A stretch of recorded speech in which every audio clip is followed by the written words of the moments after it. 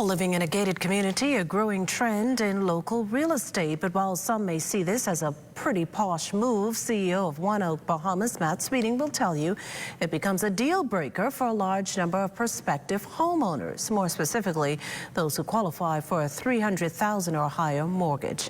And the apparent increase in crime has a whole lot to do with this. Now, for those under that price bracket, Sweeting says there's nothing to indicate this group is dismissive of properties because of incidents of crime.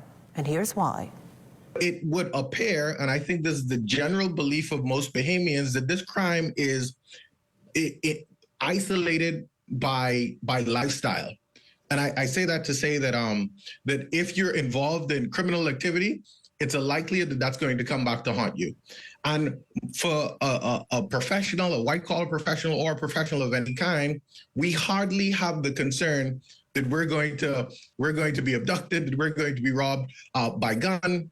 It's not a big concern of ours. And so while it's on the radar, we have not seen a direct correlation between people saying, I do not want to live in this area because someone died here last month, because a murder happened around the corner. That's a buzz for a week, a month, maybe even a quarter, but it's not a considerable factor in the consideration of buying properties in these areas where this crime is prevalent. But what about the concern of an armed robbery, homicide, sexual assault, stolen vehicle, home invasion, and the like, driving down the value of one's property? A number of ways an appraiser would value a property is by a couple of metrics. None of those metrics take into consideration crime in the area, right? As I was thinking about us having this conversation, I almost want to call it a perceived stigma, right? If your neighbor of your property was doing mechanic work just outside of your home, that's a perceived stigma, because when the appraiser comes to appraise the property, he is not taking into consideration that a mechanic shop is next door in your residential community. That's not going to heavily factor into his valuation of the property.